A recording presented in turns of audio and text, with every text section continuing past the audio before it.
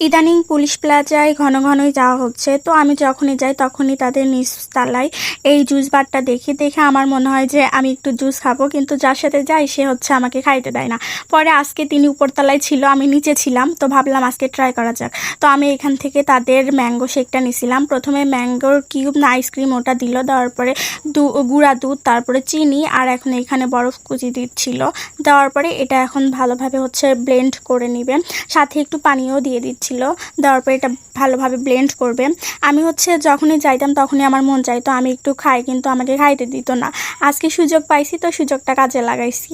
তো এখানে এই যে ভালোভাবে ব্লেন্ড করে নিচ্ছিল, তোমরা তো দেখতেই পাচ্ছ। তো এখানে ব্লেন্ড করতে থাকুক, আর আমি তোমাদেরকে তাদের মেনু কার্ডটা এক ঝলক দেখাই দিই। এটা হচ্ছে তাদের মেনু কার্ড। এখানে বিভিন্ন রকমের আইসক্রিম সহ বিভিন্ন রকমের শেকও পেয়ে যাবা তোমরা। তো আমি এখান থেকে তাদের মিল্ক শেকটা নিয়েছিলাম, যেটার প্রাইস ছিল 150 টাকা। আর এই জুস বারটার নাম ফরমোসা কিউ বাবল টি। চাইলে তোমরাও এখান থেকে খাইতে পারো। জানি হয়তো বা অনেকেই খাইছো, তারপরেও বললাম আমার এটা ফার্স্ট টাইম ছিল। ফার্স্ট টাইম হিসাবে এক্সপিরিয়েন্সটা কেমন ছিল সেটাও তোমাদের সাথে শেয়ার করব। তো এই যে এটা হচ্ছে আমার মিল্কশেক রেডি হয়ে গেছে এখন আমার হাতে। এখন এটা নিয়ে আমি উপরে যাব, যে খেয়ে রিভিউ জানাচ্ছি তোমাদের।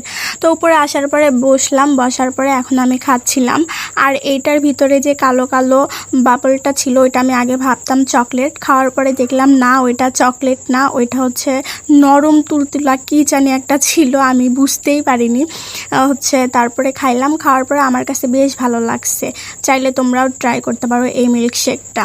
তারপরে যেহেতু এখানে বসছি, তো এখানে বাঙালি খাবার ঘর থেকে মেনু কার্ড দিল। তারপরে বললো তাদের এখান থেকে নাকি কিছু খাইতে হবে, না হলে বসা যাবে না।